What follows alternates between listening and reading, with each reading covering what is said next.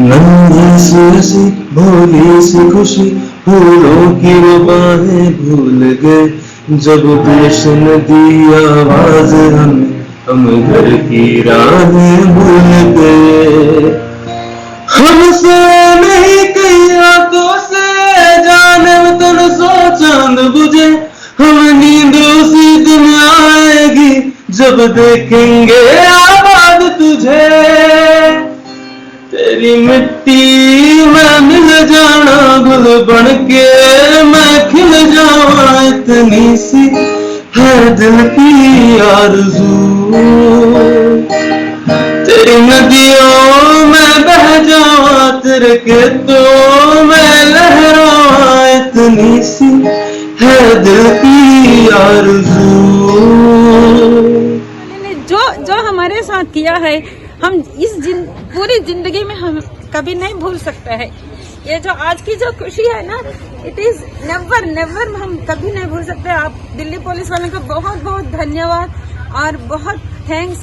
तो ये एसएचओ साहब की ही उन्हीं का ही प्रयास था जिसके कारण मेरे पिता को समय पे ब्लड मिला और उनका हीमोग्लोबिन समय पे ठीक हुआ। उन्होंने काफ़ी मेरी सहायता की और सबसे बड़ी बात यह है कि उन्होंने मुझे काफ़ी मोटिवेटेड भी रखा कि आपको कोई भी समस्या आएगी तो मैं पीछे खड़ा हूँ, मैं देखता रहूँगा। तो सबसे बड़ी बात यह है कि हम लोग ना पुलिस की एक इमेज बना के चलते हैं कि पुलिस खराब ही होती है, तो उस इमेज को एसएचओ साहब ने बिल्कुल काउंटर कर दिया और बड़े अच्छे से उन्होंने मेरी मदद करी।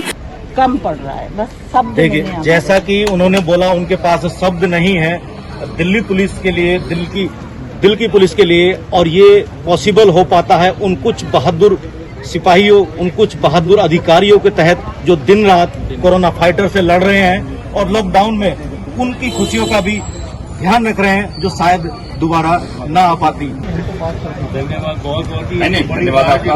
देखिए धन्यवाद इनका, इन्होंने इतनी साल सर्विस की और ठीक है तो बहुत उन्होंने देश की सेवा की है, तो इनका धन्यवाद है।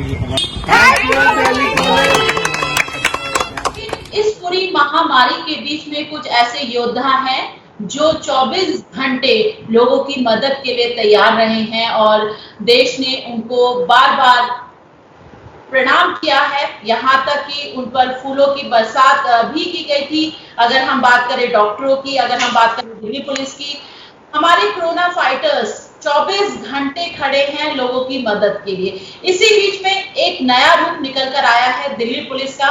मैं बार बार दिल्ली पुलिस की बात इसलिए कर रही हूँ क्योंकि दिल्ली पुलिस की जो छवि है वो बिल्कुल बदल के सामने आई है।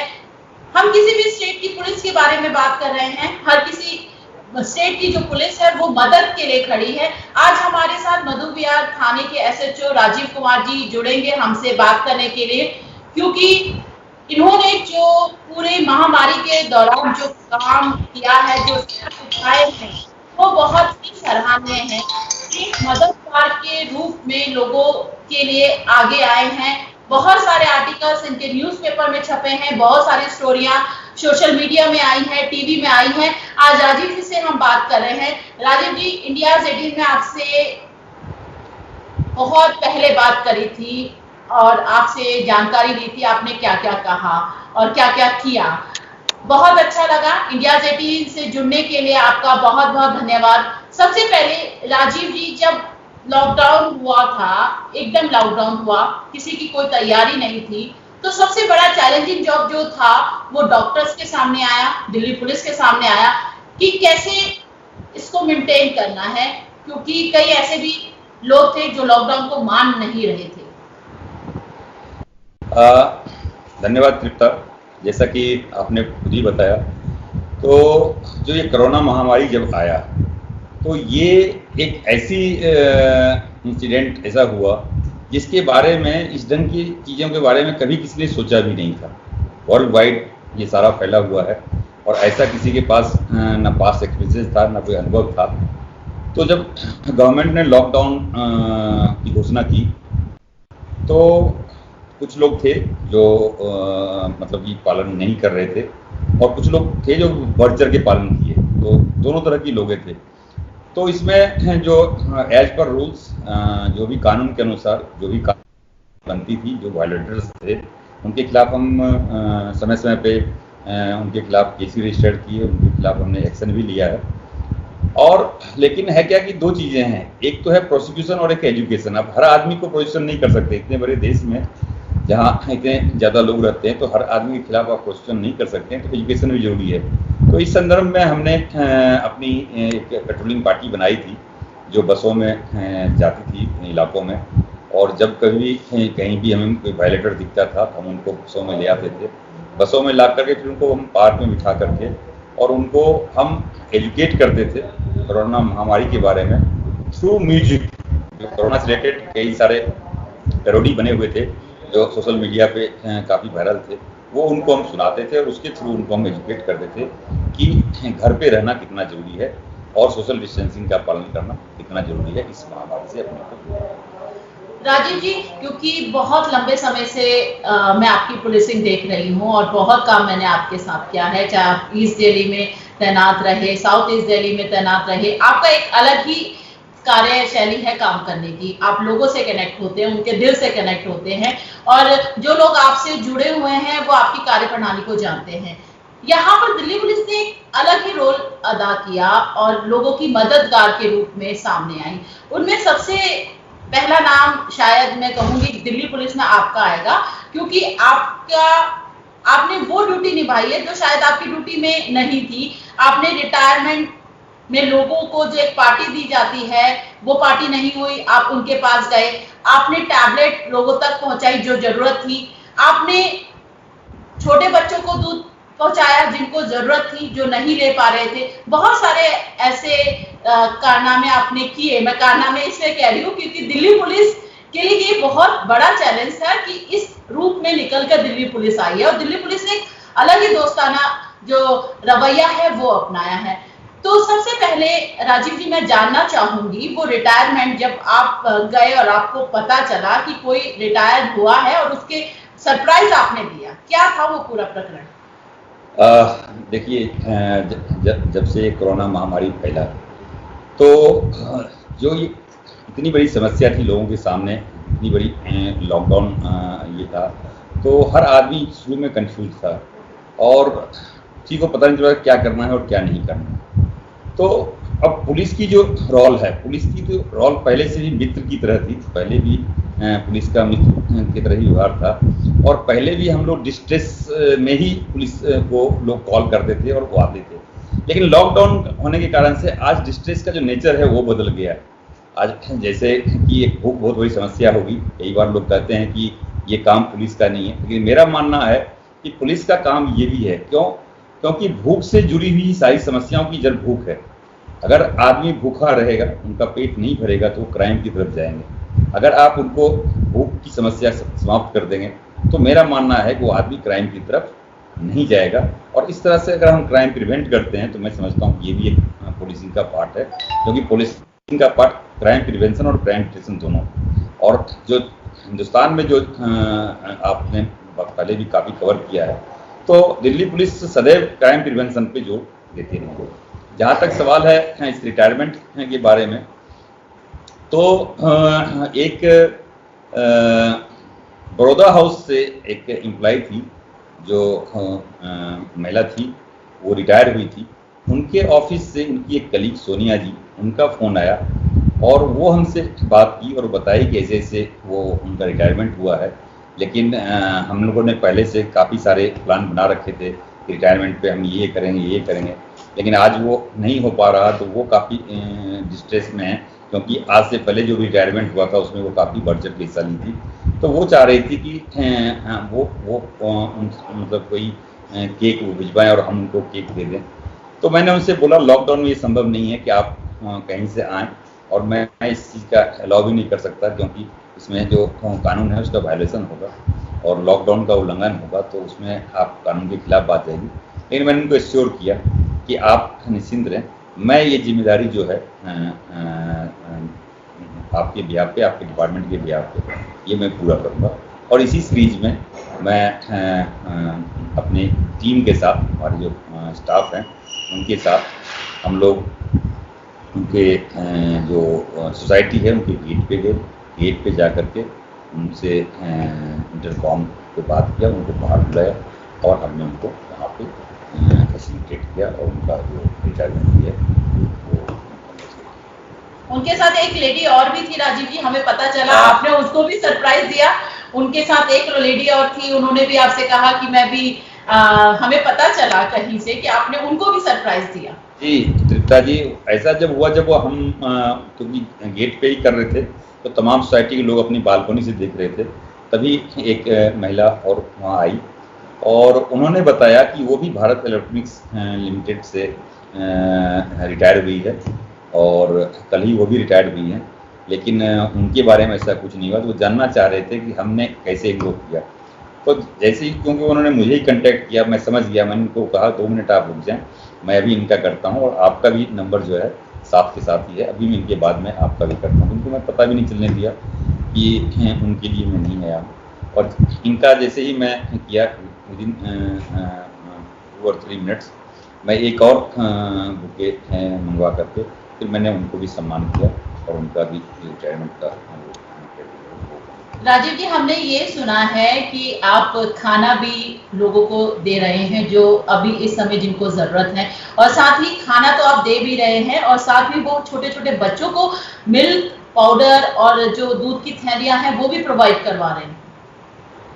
जी, ऐसा है कि जब आप लॉकडाउन शुरू हुआ तो आपने एक एक्सोडस देखा होगा, एक बिल्कुल पलायन स्थिति आनंद विहार पे देखी हुई, बहुत सारे लोग इकट्ठा हो गए थे और तब हमने फील किया कि ये जो लोग यहाँ इकट्ठा हुए इनके मन में एक आशंका थी कि इनके खाने पीने का क्या होगा। तो वो जो चीज़ें मैं उन लोगों के चेहरे पे देखा था, तो फिर जब ये सारा ख़त्म हुआ तो हमने ये जिम्मेदारी ली कि हम अपने खाने के इलाके में जितने भी ऐसे डेली वेजेज लेबरर हैं और जितने भी ऐसे गरीब आदमी हैं, इन सबों के खाने पीने की व्यवस्था हम इलाके में रह रहे गुड समारिटन और जो NGOs है उनकी मदद से कराएंगे। क्योंकि आप ये देख रहे हैं कि जो ये महामारी थी इससे लोगों के मन में पैनिक हो जाता था, लोग करना चाह रहे थे लेकिन वो घर से निकल करके आना भी नहीं चाह रहे थे। तो हम एक कड़ी की भूमिका उसमें अदा किए, उन्होंने हमें जो ज़रूरतें थी वो हम उनको बताते गए, वो उन्होंने प्रोवाइड किया और हम उसको करवाते रहे। इसी कड़ी में जब हमने स्टार्ट किया खाना देना तो हमने देखा कि कुछ माएँ जो हैं वो बहुत छोटे छोटे बच्चों को लेकर के खाने के लिए लाइन में लग रही है। तो सबसे पहला हमने तो काम ये किया कि जो खाना लाइन में लगा के पहला दिन हमने दिया तो हमने देखा कि जैसे एक जगह है जहाँ पे कि 200-250 की लोगों की मतलब बस्ती है और फैमिली रह रही है। तो हमने क्या किया, इन सबों का ऑडिट किया, हमने सबों का नाम पता लिखा और उनके फैमिली मेम्बर्स का एक ऑडिट करके हमने एक रिकॉर्ड तैयार किया और फिर हम नाउ ऑनवर्ड्स ये कर दिए कि हर फैमिली के अंदर से केवल एक आदमी आएगा बाहर और वो अपने फैमिली के तमाम लोगों का खाना, क्योंकि मेरे पास लिस्ट थी, एज पर लिस्ट वो ले जाएंगे। तो हम 200-250 लोगों के बीच में 25-30 आदमी को ही बाहर निकालते थे और उनको खाना देना शुरू किया। तो इसी क्रम में जो कुछ माएँ आ रही थी जिनके छोटे छोटे बच्चे थे, तो हमने ये सोचा कि ये जो माएँ हैं या जो ये लोग हैं ये खाना तो ये खाएंगे, लेकिन ये छोटे बच्चे इनका कोई स्पेशलाइज्ड फूड होता है, ये कैसे उसी दिन की पूर्ति होगी। तो इसी सीरीज में हमने जो इलाके के समारिटन से उनसे बात किया और हमने एक लिस्टिंग बनाई। टोटल 103 बच्चे उसमें आए, तो हमने 103 बच्चों के लिए उनके लिए रोज़ एक पैकेट दूध और एक डबल ब्रेड का पैकेट वो बंटवाना शुरू किया। इसी दौरान मेरी इन चीज़ों को दैनिक जागरण ने कवर किया। तो एक NGO है लाडली फाउंडेशन, उनके देवेंद्र जी ने हमें कांटेक्ट किया और उन्होंने भी हमें जो है लैक्टोजन 1, लैक्टोजन 2, जो 6 महीने से पहले बच्चे के लिए लैक्टोजन 1 और 6 महीने के बाद के बच्चों के लिए लैक्टोजन 2 उन्होंने प्रोवाइड किया। उनके थ्रू हमने इनको स्पेशलाइज्ड फूड भी बंटवाया। आप सूखा राशन भी लोगों तक पहुंचा रहे हैं, उसकी क्या कुछ ऐसे क्यू में लग कर देते हैं या कुछ वेरिफिकेशन करके आप देते हैं? क्योंकि कई बार ऐसा भी देखने में आया कि लोग राशन लेकर जा रहे हैं और उसका स्टॉक काफी ज्यादा घर पर कर रहे हैं, बेच रहे हैं। जी, आप देखिए, चूंकि मैं प्रिपेयर्ड फूड दे रहा था तो समाज में कई सारे ऐसे लोग भी हैं, क्योंकि एक ऐसी समस्या है जो हर आदमी के साथ ही समस्या है। तो समाज में कई ऐसे लोग हैं जो सरकारी स्कूल में लाइन में लग के खाना नहीं लेना चाहते थे, जो पुलिस के पास भी नहीं लेना चाहते थे, जो मीडिया के सामने आके खाना लेना नहीं चाहते थे, कोई फोटो खिंचाना नहीं चाहते थे। तो ऐसे लोग जो है पुलिस को जो 112 है 100 जो है पुलिस के कंट्रोल रूम में वो कॉल करते थे। तो जो कॉल हमें मिलती थी तो हमने अपने आईओ को इंस्ट्रक्ट कर रखा था, वो वहाँ जाएंगे, वो वहाँ जा करके एक वेरिफिकेशन करेंगे कि कितने आदमी हैं, क्या उनकी नीड है, क्या उनकी रिक्वायरमेंट है। उस हिसाब से हमने अलग अलग तरह के किट बना रखे थे ड्राई राशन का, वो राशन जो है हमने उनको भी प्रोवाइड कराया। आपने सहेली किट भी निकाला है फीमेल के लिए, वो किस तरीके की किट है? ऐसा है कि जब हम ये महामारी शुरू हुआ तो हर आदमी हेल्थ और हाइजीन की बात किए। जब आप हेल्थ और हाइजीन की बात करते हैं तो हेल्थ और हाइजीन पे भी पैसे खर्च होते हैं। अब ये गरीब आदमी है तो खाने के पैसे नहीं है, जिनका कोई काम नहीं चल रहा है, तो वो आदमी हेल्थ और हाइजीन पे कहाँ से खर्च करेंगे। तो इसी दौरान हमने एक एनजीओ से टाइप किया, लाडली फाउंडेशन ने इनिशियली हमें क्या कहते हैं वो सहेली किट जो है वो प्रोवाइड किया, जो कि एक सैनिटरी नैपकिन का किट था, जिसमें कि पूरा सैनिटरी नैपकिन और बायोडिग्रेडेबल उसमें बैग और वो सारी चीज़ें उसमें थे। और वो हम अपने लेडी स्टाफ के द्वारा वो हम समय समय पे इनके पास भिजवाते रहे। बाद में एक और गुड स्मार्टर पंकज जी हैं, पंकज जी भी हमसे मतलब हमें सहयोग किए, तो उनके माध्यम से हमने सैनिटरी किट लगभग 5000 सैनिटरी किट अब तक बंटवा चुके हैं अपने लेडी स्टाफ के बाद। एक पति हैं, बच्चे हैं छोटे से, बच्ची बहुत छोटी है, परिवार को समय नहीं दे पा रहे। परिवार कभी बोलता नहीं, क्योंकि योद्धा हैं आप कोरोना के, आप डटे हुए हैं। जिस दिन से लॉकडाउन हुआ है, जिस दिन से ये वायरस का प्रकोप भारत में आया है, योद्धा हमारे डटे हुए हैं अपनी जान की परवाह ना करते हुए। अभी कुछ दिन पहले आपने देखा कि अमित नाम के एक पुलिस वाले ने अपनी जान को गंवाया। एक डर सबके दिलों में है, परिवार को चिंता रहती होगी। राजीव जी, इतने दिनों से लंबा समय है आप घर नहीं गए हैं, आपको भी याद आती होगी परिवार वालों की। बेटी का फोन आता है, क्या कहती हैं, पापा कब आओगे घर पर? जी जी, ये तो आपको पता ही, तो बिल्कुल नेचुरल सा क्वेश्चन है। देखिए, जब ये शुरू हुआ तो हमने बात किया, मैंने अपने फैमिली में बात किया और मैंने पूछा उनसे, पहले कंसेंट लिया कि ये समस्या है, ये आने वाली समस्या जो है, और इसमें दो चीज़ें हैं कि अगर मैं खुल के काम करूंगा तो शायद मैं घर नहीं आ पाऊंगा, क्योंकि फिर हमें मेरे मन में हर वक्त आशंका रहेगी, अगर किसी को कोई छोटा सा भी खांसी हो जाएगा, कोई थोड़ा भी बुखार किसी और कारण से भी हो जाए घर में, तो मेरे को पता नहीं गिल्ट सा रहेगा कि पता नहीं मैं क्यों आ रहा हूँ। तो हमने अपने फैमिली में बात किया, मेरा बेटा, मेरी वाइफ, इन सबों से मैंने कहा कि मैं काम करूँगा तो शायद मैं नहीं आ पाऊँगा। तो उन्होंने इस ऑप्शन में उन्होंने हमारा साथ दिया, उन्होंने कहा कि नहीं, आप काम कीजिए, घर की चिंता मत कीजिए, और घर में जो बातें हैं वो हम थ्रू वीडियो कॉलिंग, क्योंकि आजकल जो टेक्नोलॉजी आ गई है, तो अगर आप थ्रू वीडियो कॉलिंग बात कर रहे हैं तो वो आमने सामने होता है। और चूँकि बेटी मेरी भी छोटी है, वो she is only 7 years old, तो वो नहीं समझ पाती है बहुत सारी चीज़ें, लेकिन तो भी वही पूछती है कब आएंगे पापा, उसको मैं समझाता हूँ। फिर अब उसको धीरे धीरे उसको पता चल गया कि कोरोना है, जब तक कोरोना है तब तक पापा नहीं आएंगे। तो इस कारण से ये सारी चीज़ें जो है वो ठीक है, क्योंकि फैमिली का सपोर्ट है तो नहीं करता। राजीव जी, चलते चलते कोई मैसेज आप देना चाहते हैं लोगों को, क्योंकि खौफ ज्यादा है, लोगों को घर से भी निकलने की थोड़ी इजाजत मिली है, लेकिन कुछ शर्तों के साथ। चलते चलते कोई मैसेज देना चाहेंगे? देखिए, मैसेज ये है कि जो गवर्नमेंट ने सोशल डिस्टेंसिंग का जो नॉर्म्स है पालन करने का है, गवर्नमेंट के तमाम इस नॉर्म्स को पालन करना होगा। आपको अपने पास एक सैनिटाइजर रखना होगा, जब भी कोई ऐसा सरफेस आप छूते हैं तो आपको हैंड सैनिटाइज करना पड़ेगा। WHO की गाइडलाइंस के तहत जो हाथ धोने की एक प्रक्रिया है, उस प्रक्रिया के तहत जितनी बार आप धो सकते हैं आप उसको धोएंगे। और इसके अलावा जो है जो सोशल गैदरिंग है उसको वो करना। तो गवर्नमेंट समय समय पे तमाम तरह की गाइडलाइंस जारी कर रहे हैं इससे रिलेटेड। अगर आप उसको फॉलो करेंगे और अगर आप उसको स्पिरिचुअली फॉलो करेंगे तो मुझे नहीं लगता है कि कोरोना किसी आदमी को ज़्यादा परेशान कर पाएगा। और अगर खुदा न खास्ता इन्फेक्ट हो भी जाते हैं तो आप अपनी इम्यूनिटी पे काम करें।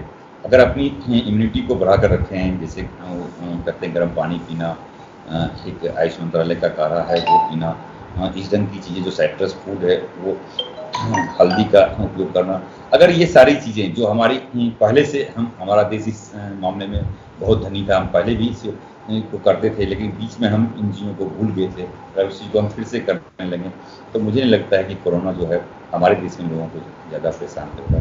और मेरा मानना है कि इंडिया जीतेगा, कोरोना हारेगा।